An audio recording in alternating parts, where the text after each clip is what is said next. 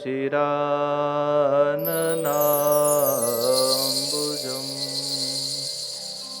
पूजितं सुरनरोत्तमेर्मुदा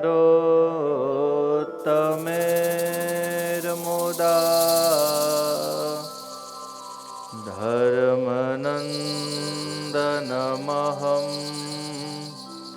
विचिन्तये। बोलो सहजानंद स्वामी महाराजनी जय।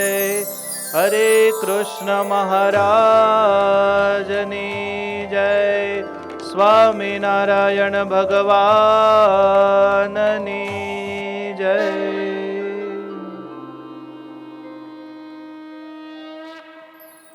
अनंत कोटि ब्रह्मांडोना अधिपति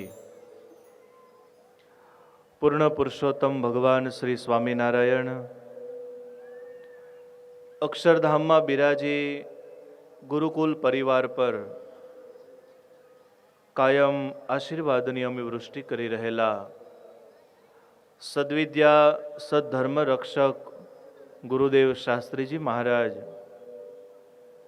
जेमनी अपना ऊपर सदैव अमी दृष्टि रही है અને જેમના આશીર્વાદ અને કૃપાથી આપણું આધ્યાત્મિક જીવન ચાલી રહ્યું છે એવા પરમ પૂજ્યપાદ ગુરુ મહારાજ આપણી વચ્ચે સભામાં ઉપસ્થિત બ્રહ્મનિષ્ઠ સંતોમાં પૂજ્યપાદ દેવપ્રસાદ દાસજી સ્વામી, પૂજ્ય ધર્મવલ્લભદાસજી સ્વામી, સર્વે વંદનીય બ્રહ્મનિષ્ઠ સંતો અને સંસ્કાર જતન મહોત્સવમાં પધારેલા તમામ અમદાવાદમાં વસતા ભાવિક સત્સંગી ભક્તોને જય સ્વામિનારાયણ।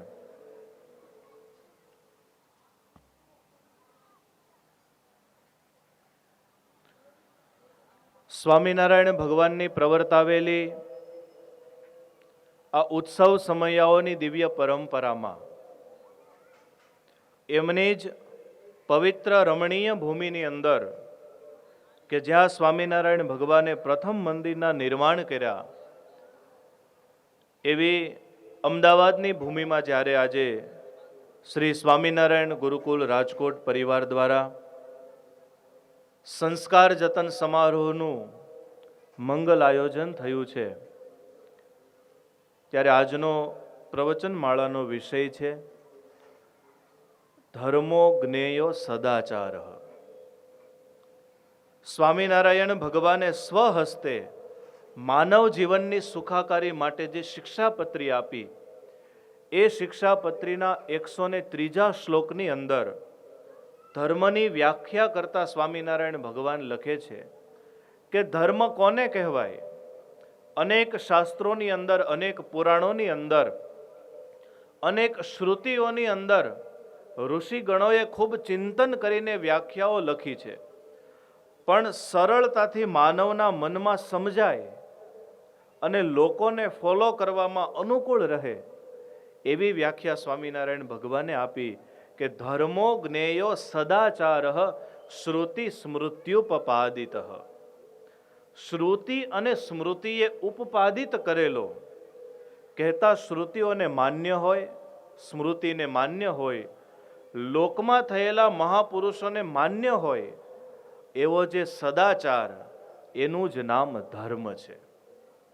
આપણે જેને ધર્મ સમજીએ છીએ એ ધર્મની વિભાવના એને સ્વામિનારાયણ ભગવાન અલગ દ્રષ્ટિથી બતાવે છે। કેમ કે જનરલી રીતે કોઈને પૂછવામાં આવે કે ધર્મ એટલે શું, તો કે ધર્મ એટલે આ પંથ। તમે કયા ધર્મમાં માનો છો? તો કે અમે સ્વામિનારાયણમાં માનીએ છીએ, અમે વૈષ્ણવમાં માનીએ છીએ, અમે માતાજીને માનીએ છીએ, અમે આને માનીએ છીએ। પણ કોને માનવા એનું નામ ધર્મ નથી। કોઈ પણને માનીને તમે શું કરો છો એ તમારો ધર્મ છે। સ્વામિનારાયણ ભગવાનને માન્યા પછી પૂજ્ય ગુરુ મહારાજ ઘણી વખત સૂત્ર આપે કે સ્વામિનારાયણના ખરા, સ્વામિનારાયણના થઈ ગયા ખરા, પણ સ્વામિનારાયણ કે એમ કરે એટલા કેવા? અને ત્યારે મહારાજે બહુ સરળ અર્થ બતાવ્યો. જે આપણે જીવનની અંદર આચરણ કરીએ છીએ એ આપણું આચરણ જો સત્પુરુષો દ્વારા પ્રશંસનીય હોય તો એ આપણું આચરણ છે એક પ્રકારનો ધર્મ બની જાય છે. અને ત્યારે જીવનની અંદર ધર્મ પાલનની આવશ્યકતા તો ખૂબ છે, પણ એવો ધર્મ કે જે પાછો માન્ય કરેલો હોય. કારણ કે આજે સૌ ધર્મ બનાવવા માંડ્યા છે. કોઈ પણને નવો ધર્મ સંપ્રદાય પંથની સ્થાપના કરવી હોય તો આજે આ દુનિયામાં કોઈનો ઇજારો નથી. સૌ પોતપોતાની મતિ અનુસાર કરી શકે છે, પણ સ્વામિનારાયણ ભગવાને એટલું જ જરૂરી બતાવ્યું છે કે શ્રુતિ અને સ્મૃતિને માન્ય હોવો જોઈએ.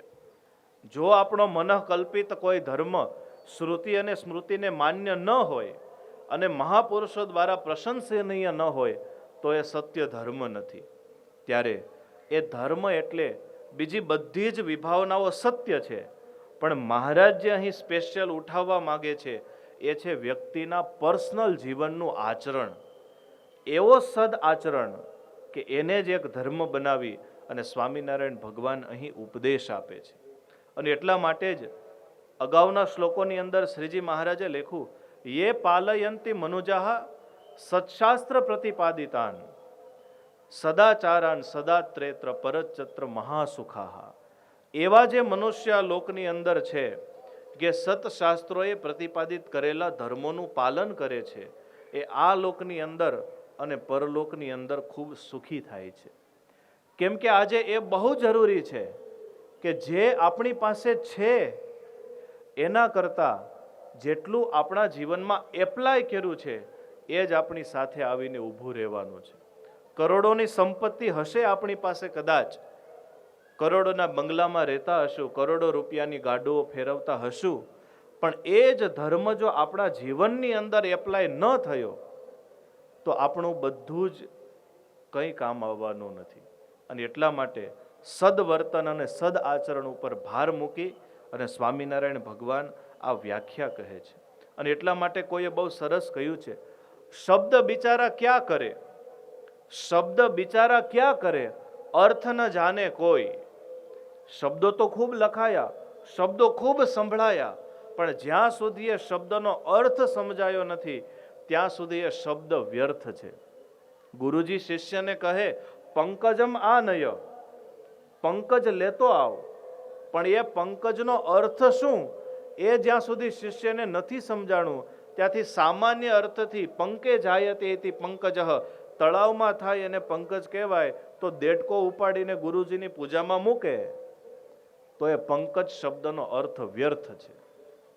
શબ્દ બિચારા ક્યાં કરે, અર્થ ન જાણે કોઈ, પણ અંતે લખ્યું, અર્થ બિચારા ક્યાં કરે, ધારણ કરે ન કોઈ. કદાચ અર્થ ખબર પડી ગઈ પણ એ અર્થને જો જીવનમાં ધારણ કરવામાં ન આવ્યા તો એ અર્થ પણ વ્યર્થ છે. ત્યારે શાસ્ત્રો કહે છે, આચારઃ પરમો ધર્મ, વ્યક્તિનું જીવનનું આચરણ એ જ પરમ ધર્મ છે, એ જ વ્યક્તિનું પરમ તપ છે. આચારઃ પરમ જ્ઞાનમ આચારાત કિમ ન સાધ્યતે. આચારથી તમામ વસ્તુની સિદ્ધિ થાય છે. વ્યક્તિની વાણી અને વ્યક્તિનું વર્તન, એની એકતા એ જ માણસને મહાન બનાવે છે. ઘણા બધા મોટિવેશનલ સ્પીકરો આ દુનિયામાં અત્યારે ઉપલબ્ધ છે. એમાંના એક રોબર્ટ એલન કરીને થઈ ગયા. એ બહુ મોટિવેશનલ સ્પીચો આપતા અને એમના થોડા ફોલોવર્સે એમને વાત કરી કે તમે આના ઉપર એક પુસ્તક લખો. એટલે રોબર્ટ એલને એક પુસ્તક લખ્યું. એ પુસ્તકની અંદર ધન પ્રાપ્તિ માટેના ઉપાયો લખ્યા હતા. સાંભળવા છે તમારે? જોઈએ છે ધન? હા કે ના? તમારો અવાજ સંભળાતો નથી. એ ધન જોઈએ છે? તો રોબર્ટ એલને પોતાના પુસ્તકની અંદર ધન પ્રાપ્તિ માટેના ઉપાયો લખ્યા અને એ પુસ્તક કેટલું બધું પ્રચલિત થયું કે એમાં રહેલી ટ્રિક્સને અપનાવી અને લોકો રિયલ લાઈફમાં ધનપતિ થવા માંડ્યા. પણ 20 વર્ષ પછી એવી પોઝિશન આવી કે એ રોબર્ટ એલન પોતે દેવાળું ફૂક્યું. એટલે માણસોએ આવીને કીધું, તમે તો આ પુસ્તક લખ્યું, તમારું સાંભળીને તમારું વાંચીને અમે ધનપતિ થયા ને તમે કાં દેવાળું ફૂક્યું? તમે એકાદો ઉપાય અજમાવો ને. અને ત્યારે રોબર્ટ એલને એટલું જ કહ્યું કે ભાઈ ઉપાય તો મારે અજમાવવો છે, પણ એના માટે મહેનત કરવી પડે. એ મહેનત કરવાની તકલીફ છે. ત્યારે જેની પાસે ઉપાય છે, અર્થ કિમ કરીષ્યતિ, શબ્દનો અર્થ જાણી ગયા, પણ એનાથી શું થયું? અર્થ કરે ન કુછ, ધારણ કરે તો એ શબ્દનો અર્થ છે એ જીવનની અંદર અસર કરે. એક ડોક્ટર પાસે દર્દી આવ્યા. ડોક્ટરે કહ્યું, એક કામ કરો, તમે ખૂબ દૂર રહો છો, આ ઇન્જેક્શન લખી આપું છું, દરરોજ એક એક ઇન્જેક્શન લઈ લેજો. કાંઈ વાંધો નહીં. મેડિકલ સ્ટોરમાંથી ઇન્જેક્શન ખરીદ્યા, ગયો ઘરે. 15 દિવસ પછી પાછો આવ્યો, વધારે બીમાર પડી ગયો. ડોક્ટર કહે, ઇન્જેક્શન લીધા કે નહીં? ખિસ્સામાંથી કાઢીને બધા બતાવ્યા, આ લઈ લીધા. ખિસ્સામાં લેવાના હતા ઇન્જેક્શન. એમ શબ્દ છે, ધર્મ છે, એ ત્યારે જ સફળ બને કે એ ધર્મનું જીવનની અંદર પાલન થાય.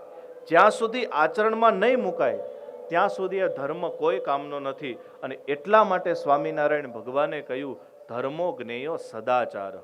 વ્યક્તિનું જ્યારે આચરણ ફરે ત્યારે એના જીવનમાં ધર્મનું પાલન થયું કહેવાય. આપણી સંસ્કૃતિ એ ધર્મના પાલનની સંસ્કૃતિ છે. ધર્મની વાતો કરતા વર્તનથી સમજાવવાની સંસ્કૃતિ છે. ગાંધીજીએ એક જ સંદેશ આપ્યો, મારું જીવન એ જ મારો સંદેશ છે, બીજી કોઈ વસ્તુ નહીં. મહાન તત્વચિંતક પ્લેટોને પૂછવામાં આવ્યું કે લોકો તમારી ખૂબ નિંદા કરે છે, ભરપેટ નિંદા કરે છે તમારી, તો એ લોકોને તમે કંઈ જવાબ કેમ નથી આપતા? અને ત્યારે પ્લેટોએ એટલું જ કહ્યું કે મારે કોઈ ટીકાકારોને જવાબ નથી આપવો, હું જીવન જ એવું જીવીશ કે ટીકાકારો આપમેળે બોલતા બંધ થઈ જશે. ત્યારે આપણી સંસ્કૃતિને આજે યાદ કરીએ. એક બહુ સુંદર મજાની વાર્તા નાનપણની અંદર બધાએ સાંભળી હશે. એક બહુ મોટા સંન્યાસી હતા, નામ હતું એનું બાબા ભારતી. એમની પાસે એક સારો ઘોડો હતો. એ ઘોડો એટલો જાતવાન, એટલો કુળવાન કે જે એ ઘોડાને જોવે એને એમ થાય કે આ ઘોડો આપણી પાસે હોય તો કેવું સારું. અને એ જમાનાનો એક મોટો ડાકુ, નામ એનું ખડકસિંહ, એને એમ થયું કે આ ઘોડો આપણે ચોરી લેવો છે. ઘણી વખત મહેનત કરી, ન મેળવ્યો. જઈને પેલા સંન્યાસીજી મહારાજને વાત કરી, અરે સંન્યાસીજી મહારાજ, તમારે આવો સારો ઘોડો ન શોભે, અમને આપી દો. સંન્યાસીજી મહારાજ કહે, ભાઈ ખાવા પીવાનો એક ઘોડો છે અને આ બદલવાની મારી ઈચ્છા નથી. 2-3 વખત સમજાવ્યા, લાલચ આપી, પણ ઘોડો કાંઈ દીધો નહીં. એટલે ખડકસિંહે ઉપાય કર્યો. એ બાબા ભારતી સંન્યાસી ઘોડાને લઈને જ્યાંથી પસાર થતા હતા એ જ રસ્તાની બાજુમાં પોતે ધાબળો ઓઢી અને જાણે વૃદ્ધ રોગી અતિશય બીમાર થઈને પડ્યા હોય એવી રીતે પોતે ટૂટિયું વાળીને સૂઈ ગયા. અને એકદમ ઠંડીમાં થરથર થરથર ધ્રુજે, મોઢામાંથી લાળ પડી જાય ને એકદમ વૃદ્ધ રોગી જેવો વેશ કાઢ્યો. બાબા ભારતી પસાર થતા હતા, એમણે જોયું કે આ રસ્તાના કાંઠે કોઈ ગરીબ વૃદ્ધ રોગી છે, ચાલો એને મદદ કરું.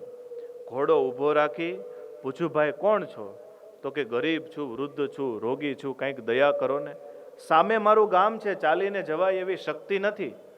તો કહે, કાંઈ વાંધો નહીં, જો આ મારો ઘોડો છે, એ ઘોડા ઉપર તું બેસી જા અને હું તને તારા ગામ મૂકી જાઉં. અને એ ખડકસિંહને બાબા ભારતીજીએ પોતાના ઘોડા ઉપર બેસાડ્યા. ઘોડો ચાલતો થયો. બાબા ભારતીના હાથમાં લગામ છે.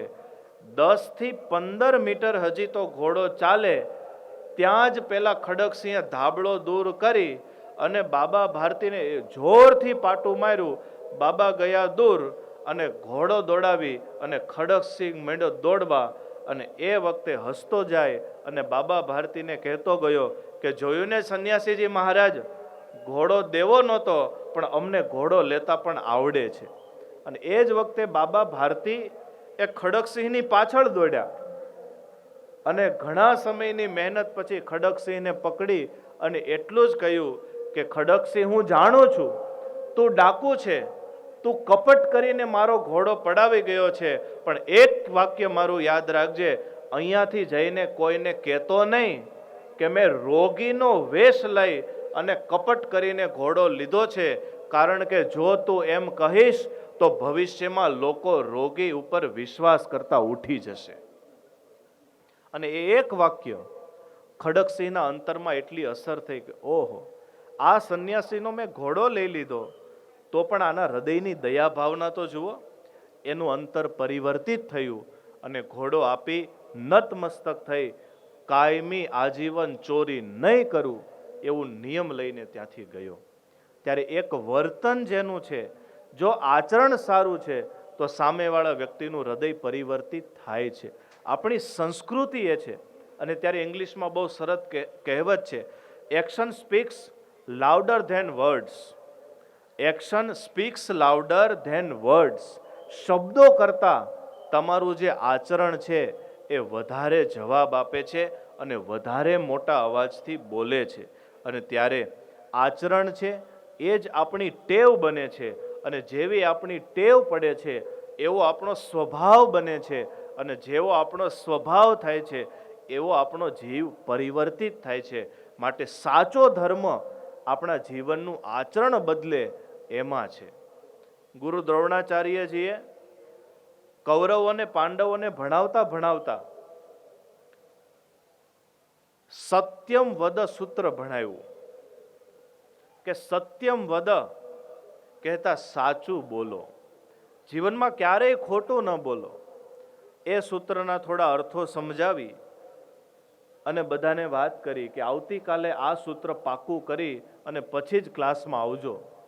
કેમ કે ઘણીવાર ક્યારે પાકું કરીને ન આવતા હોય તો દ્રોણાચાર્યજી મહારાજે કહ્યું પાકું થાય ને તો જ ક્લાસમાં આવજો. બીજો દિવસ થયો, એક પછી એક બધા જ વિદ્યાર્થી ક્લાસમાં આવતા ગયા. યુધિષ્ઠિર આવ્યા જ નહીં. ગુરુ દ્રોણાચાર્યને થયું બધા સિન્સિયર વિદ્યાર્થીઓમાં પણ જે સર્વશ્રેષ્ઠ વિદ્યાર્થી કહેવાય યુધિષ્ઠિર, એને તો ગઈકાલનો પાઠ પહેલા તૈયાર થવો જોઈએ. સત્યમ વદ, શા માટે ન આવ્યા? બીજા દિવસે આવ્યા, યુધિષ્ઠિરને પૂછ્યું કાલે તમે કેમ નહોતા આવ્યા? તો કે ગુરુજી તમે કહ્યું હતું ને કે સત્યમ વદ નામનો પાઠ જ્યાં સુધી તૈયાર ન થાય ત્યાં સુધી આવતા નહીં. ગુરુજીએ કહ્યું કેમ તમારે તૈયાર ન થયો? તો કે તૈયાર તો થયો, પણ મારા જીવનમાં જ્યાં સુધી 100% હું સત્યનું આચરણ ન કરું ત્યાં સુધી એમ ન કહી શકું કે મારો આ પાઠ તૈયાર થયો છે. ત્યારે ખાલી બોલવું એટલું નહીં, પણ આચરણની અંદર મૂકવું એ આપણા સ્વામિનારાયણ ભગવાને સમજાવેલો ધર્મનો સાચો મર્મ છે. અને એટલા માટે જ આ 200 વર્ષના ઇતિહાસમાં વિશ્વના ખૂણે ખૂણા સુધી સ્વામિનારાયણ ભગવાનનું આ મહાકાર્ય પહોંચ્યું, આ સંપ્રદાયનું પ્રવર્તન થયું. એના બેઝમાં કોઈ વસ્તુ હોય તો સ્વામિનારાયણ ભગવાનના સંતો અને સ્વામિનારાયણ ભગવાનના ભક્તો એનું પવિત્ર આચરણ છે. સ્વામિનારાયણ ભગવાને પોતાના 2 પરમહંસો ધ્યાનાનંદ સ્વામી અને સાંખ્યાનંદ સ્વામીને કહ્યું કે તમે બોટાદ જાઓ અને સત્સંગ કરાવો. બંને સંતોએ હાથ જોડ્યા, મહારાજ અમે તો કશું જ ભણ્યા નથી, કાળા અક્ષર કુહાડે માર્યા છે, અમારાથી આ બધાને સત્સંગ ન કરાવાય. મહારાજ કહે સંતો ભલે તમે ભણ્યા નથી પણ તમે જાઓ, તમારા વર્તન વાતો કરશે, તમારા વર્તન વાતો કરશે. એ અભણ સંત હતા પણ બોટાદમાં ગયા, ગામના ચોરે બેઠા આખો દિવસ સ્વામિનારાયણ સ્વામિનારાયણ ભજન કરે, સાંજ પડે આરતી કરે, ધૂન કરે, કીર્તન કરે, સારી વાતો કરે. અને એમ કરતા કરતા ગામના અન્ય જે હરિભક્તો હતા એમને છોડી અને જે સદ્ગુણશાળી મનુષ્યો હતા એમને એવો ગુણ આવ્યો કે આપણા ગામની અંદર તો ઘણા બધા સત્સંગીઓ અહીં વસે છે, પણ એમના સંતો આવે છે અને જાય છે, આવે છે, જાય છે, ઘણા સંન્યાસીઓ આવે છે, ઘણા સાધુઓ આવે છે, પણ આ 2 જે આવ્યા છે આવા તો ક્યારેય જોયા નથી. જાણે કે દયાની મૂર્તિ હોય એમ આખો દિવસ બેઠા રહે છે, ભજન કરે છે. ખરેખર જો આને પગે લાગીએ ને તો આપણું કલ્યાણ થાય. એમ કરતા કરતા કરતા કરતા આખા બોટાદમાં સત્સંગ થયો. ત્યારે સારું વર્તન એ જ ધર્મ છે, એને આગળ વધારે છે. અને સમગ્ર જીવનની અંદર જો માણસને આગળ વધવું હોય તો પહેલું સ્ટેપ છે સદવર્તન, સદાચાર. સારા વર્તન વગર કોઈ માણસ ક્યારેય આગળ વધી જ શકતો નથી. કદાચ પૈસાના જોરે એને લાખો માણસો શેઠ કહીને બોલાવશે, કદાચ સત્તાના જોરે એને કોઈ સાહેબ કહીને બોલાવશે, પણ અંતરનો આત્મા એ તો સદવર્તન અને સદાચારને જ સદા માટે પોકારે છે. અને ત્યારે હમણાં થોડા વર્ષો પહેલા મુંબઈની અંદર સમગ્ર વિશ્વના બહુ જાણીતા ચિંતક, લેખક અને ફિલોસોફર એવા સ્ટીફન કોવે એ જ્યારે હયાત હતા ત્યારે એમનું પ્રવચન ગોઠવાયું. 1.5 કલાકના પ્રવચનની 23,000 રૂપિયા ફી હતી. 1.5 મિનિટની અંદર 700 પાસ વેચાઈ ગયા. એટલે એક સેમિનાર 1.5 કલાકનો એના કેટલા રૂપિયા થયા? તમે બધા બિલ્ડર જ છો ને, કરોડોમાં જ માપો છો બધાય. એક સેમિનારના 1.5 કરોડ રૂપિયા થયા. એવા 4 સેમિનાર એક વીકમાં મુંબઈમાં કર્યા, 6 કરોડ રૂપિયા લઈ અને અહીંયાથી ગયા. પછી એમણે જે પ્રવચનો કર્યા એનો સાર ન્યૂઝપેપરમાં ફ્રન્ટ પેજ ઉપર પહેલી લાઈનમાં બોલ્ડ અક્ષરોથી છાપવામાં આવ્યો. અને એ સાર આજે મારે તમને કહેવો છે, સાંભળશો તમે? 1.5 કરોડ રૂપિયાનો સાર છે. બહુ સુંદર મજાનું વાક્ય ન્યૂઝપેપરમાં ફ્રન્ટ પેજ ઉપર પહેલી લાઈનમાં લખાયું, don't expect others to change, change your self, others will follow you. બીજાને બદલવાની અપેક્ષા ન રાખો, તમે તમારું વર્તન બદલો, બીજા આપોઆપ તમારી પાછળ આવશે. સદાચાર, આપણા જીવનનું વર્તન એ જ સર્વસ્વ છે. જો આપણે કોઈ વસ્તુનું આચરણ નથી કરતા અને બીજાઓ પાસેથી અપેક્ષા રાખીએ તો એ હંમેશાને માટે વ્યર્થ છે. સ્વામિનારાયણ ભગવાને આ સંપ્રદાયની અંદર એ જ સ્ટ્રેટેજી આગળ વધારી છે. સ્વામિનારાયણ ભગવાન પોતે 11 વર્ષની ઉંમરે ઘરેથી નીકળી ગયા, સમગ્ર ભારતના તમામ તીર્થોની યાત્રા કરી પગપાળા, અને લોજમાં આવીને મહારાજ રોકાણા. અને એ વિચરણ, એ સ્વામિનારાયણ ભગવાનની સેવા, એનું નિર્માનીપણાનું વર્તન જોઈ અને એવા સંતો તૈયાર થયા કે એમણે પણ દિવસ રાત્રિ જોયા વગર આ સંપ્રદાય માટે મહેનત કરી છે. સ્વામિનારાયણ ભગવાન પોતે, ગઢપુરનો એક અદ્ભુત પ્રસંગ યાદ આવે. સ્વામિનારાયણ ભગવાન વિરાજમાન હતા.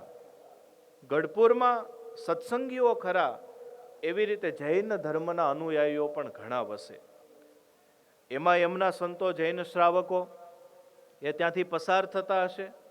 આ બાજુ સત્સંગીના યુવાન દીકરાઓ એ કાંઈ મેડી ઉપર બેઠા હશે, અને એમાં રસ્તા પર જોયા વગર કોઈ સત્સંગીના યુવાન દીકરાએ રસ્તા ઉપર થૂક ફેંક્યું, રસ્તા ઉપર થૂક્યા. હવે આ બાજુ જૈન સંતોને પસાર થવું અને પેલા યુવાનને થૂકવું, અને પેલા જૈન સંતની ઉપર થૂક પડ્યું. એટલે ત્યારે તો કઈ બોલ્યા નહીં, પણ ખબર તો પડી જાય કે કોની મેડી ઉપરથી થૂક્યા છે. જોયું તો સત્સંગીની મેડી હતી, એટલે બીજું તો કઈ કહેવાય નહીં. પણ સંત તો કઈ બોલ્યા નહીં, પણ થોડા અનુયાયીઓ હતા એ દેખી ગયા. એને થયું કે આ સ્વામિનારાયણ ભગવાનના આશ્રિતો છે, અમારા સંતો ઉપર થૂકતા લાગે છે. હવે જુઓ, પેલાનો પણ આશય નહોતો, આમનો પણ આશય નહોતો, પણ થયું એવું કે એ બજારની અંદર મહાજનો બધા ભેગા થયા અને મનમાં થયું કે ચાલો આપણે સ્વામિનારાયણ ભગવાન પાસે જઈએ કે તમારા સત્સંગીઓ અમારા સાધુ ઉપર થૂકે છે. ગયા. જ્યારે સ્વામિનારાયણ ભગવાનને ખબર પડી કે આવી રીતે થયું છે અને એ બધા અમારે પાસે આવવા માટે તૈયાર થયા છે, ત્યારે સ્વામિનારાયણ ભગવાન પોતે સામે ચાલી અને બજારમાં એમની પાસે ગયા. અને સ્વામિનારાયણ ભગવાન, આટલા મોટા ભગવાન હોવા છતાં, બે હાથ જોડી અને મહારાજે એમની પાસે માફી માગી.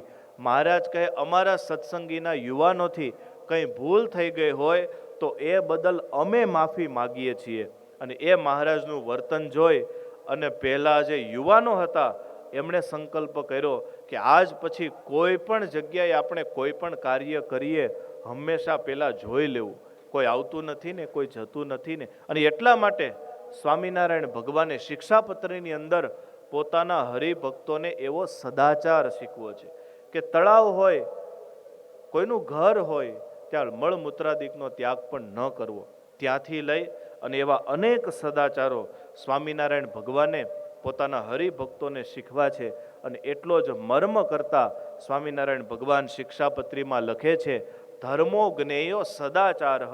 સાચો ધર્મ એ છે કે આપણા જીવનમાં કેટલું આચરણ છે.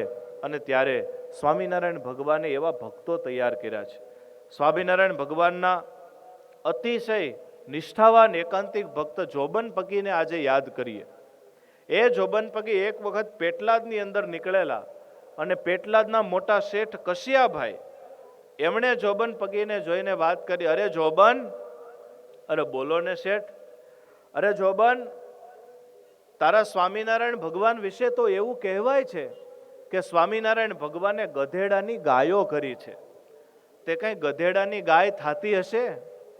અને ત્યારે જોબન પગીએ હસતા હસતા હાથમાં માળા સાથે કશિયાભાઈને એટલું જ કહ્યું કે કશિયાભાઈ, તમે કહો છો કે ગધેડાની ગાય ન થાય, પણ તમારે ગધેડાની ગાય જોવી છે? કશિયાભાઈ કે જોબન તું બતાવ તો જોઈએ. જોબન પગીએ હાથમાં માળા લઈને કહ્યું, કશિયાભાઈ જુઓ, આ તમારી સામે હું ઊભો છું એ જ ગધેડાની ગાય છે. નહીતર યાદ કરો કશિયાભાઈ, એક દિવસ એવો હતો કે જ્યારે આ જોબન વડતાલો પેટલાદની બજારમાં ઘોડા ખૂંદવતો આવતો અને ત્યારે કશિયાભાઈ તમે આખા પેટલાદના મહાશેઠ હોવા છતાં તમારી આ જ હવેલીના માથે ચડી અને હવેલીની ઉપરની મેડીએથી ચાવીના જુડાનો ઘા કરતા અને એમ કહેતા, જોબન તારે લેવું હોય એટલું લઈ જા, બાકી મને જીવતો મૂકી દેજે. એ જ જોબન પગી તમારી સામે માળા લઈને ઊભો છે અને તમને બીક નથી લાગતી. એ જ સ્વામિનારાયણ ભગવાનની ગધેડાની ગાય છે. ત્યારે સદ આચરણ અને સદ વર્તન એ જ સાચો ધર્મ છે. અને એનું પ્રવર્તન સ્વામિનારાયણ ભગવાને કર્યું છે.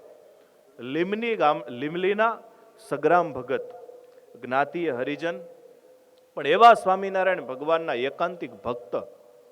ભાવનગરના બાપુ વજયસિંહ બાપુ, એમને કોઈએ વાત કરી કે બાપુ આ લીમલી ગામમાં આ સગ્રામ ભગત છે એ હરિભગત થયા છે ને આવો ધર્મ પાળે છે. વજયસિંહ બાપુ કહે, અરે ભાઈ, એ જ્ઞાતિમાં ને આવો ધર્મ હોય? અમારે જુઓ છે. લીમલીમાં વાત પહોંચી, સગ્રામ ભગતને સમાચાર મળ્યા કે તમને તો ભાવનગરના બાપુ વજયસિંહ બાપુ બોલાવે છે. અને એ જ વખતે શ્વેત વસ્ત્ર ધારણ કરી, કપાળમાં તિલક ચાંદલો કરી, હાથમાં માળા લઈ અને સ્વામિનારાયણ સ્વામિનારાયણ ભજન કરતા કરતા એ સગ્રામ ભગત પહોંચ્યા ભાવનગરના વજયસિંહ બાપુના દરબારમાં. આખો દરબાર ભરાઈને બેઠો છે, મોટા મોટા ગામના ધણીઓ બેઠા છે અને એમની વચ્ચે વજયસિંહ બાપુને આવી અને સગ્રામ ભગતે કહ્યું, બાપુ એ અમારા જય સ્વામિનારાયણ, જય સ્વામિનારાયણ કહી અને વજયસિંહ બાપુએ કહ્યું, સગ્રામ ભગત, અમે એવું સાંભળ્યું છે કે તમે હરિજન હોવા છતાં આટલો ઉચ્ચ ધર્મનું પાલન કરો છો અને આવા સત્સંગી થયા છો, તે સ્વામિનારાયણ ભગવાને તમને કાંઈ પરચો દીધો છે તે એના ભગત થયા છો? અને એ જ વખતે સગ્રામ ભગતે બે હાથ જોડીને કહ્યું, બાપુ તમે તો અમારા અન્નદાતા કહેવાઓ, પણ આજે એટલું કહું કે સ્વામિનારાયણ ભગવાને પહેલા દીધેલો પરચો કહું કે અત્યારે દીધેલો પરચો કહું? એટલે વજયસિંહ બાપુને થયું કે ડબલ પરચા દીધા લાગે છે. તો કે એમ કરો ને, પહેલા અત્યારનો પરચો કહી દો. અને ત્યારે એ લીમલીના સગ્રામ ભગત એમણે કહ્યું, બાપુ માઠું ન લગાડતા, પણ આજ સુધીના ભાવનગરના ઇતિહાસને યાદ કરો બાપુ.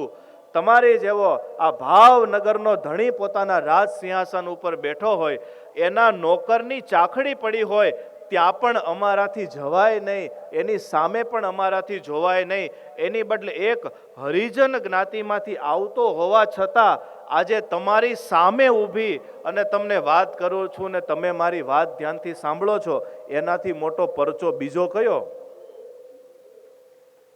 વાત સાંભળીને વજેસિંહ બાપુ પણ આશ્ચર્યમાં પડી ગયા કે સગરામ તારી વાત તો સાચી હો, પણ એના બેઝમાં શું? સ્વામિનારાયણ ભગવાને આપેલું સદવર્તન, સ્વામિનારાયણ ભગવાને આપેલો સદવિચાર, સ્વામિનારાયણ ભગવાનની શિક્ષાપત્રી આવા અનેક સદવર્તનોથી ભરેલી છે.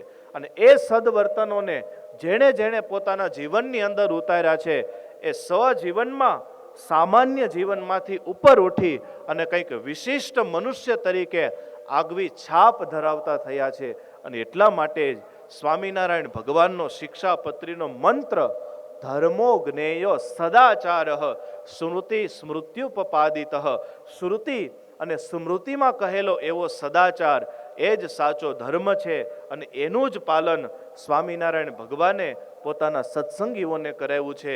ત્યારે વાલા ભક્તજનો, ગુરુદેવ શાસ્ત્રીજી મહારાજે પણ આ ગુરુકુલ પરંપરાના માધ્યમથી સ્વામિનારાયણ ભગવાનના એ સિદ્ધાંતોને, એ સદ આચરણને, એ સદવર્તનને પોતાના વિદ્યાર્થીઓના જીવનમાં આપ્યું, પોતાના પવિત્ર બ્રહ્મનિષ્ઠ સંતોના જીવનમાં આપ્યું.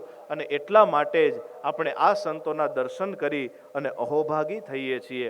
ત્યારે આ સંસ્કાર જતન સમારોહ નિમિત્તે ભગવાનના ચરણોમાં એવી પ્રાર્થના કરીએ કે હે ભગવાન, તમારું આપેલું મનુષ્ય જીવન અમને મળી ગયું છે, તમારા આપેલા એવા પવિત્ર સંતો અમને મળી ગયા છે, એવા ગુરુદેવની પ્રાપ્તિ અમને થઈ છે, એવી શિક્ષાપત્રીની પ્રાપ્તિ અમને થઈ છે. બસ હવે એવી કરુણા કરજો કે જીવન અમારું કાયમ સદાચારમય બને, અમારા જીવનની અંદર એવી સદવાણી અને એવું સદવર્તન મળે જેનાથી અમે પણ આગળ વધીએ અને હજારો મનુષ્યોને સદાચારની પ્રેરણા મળે.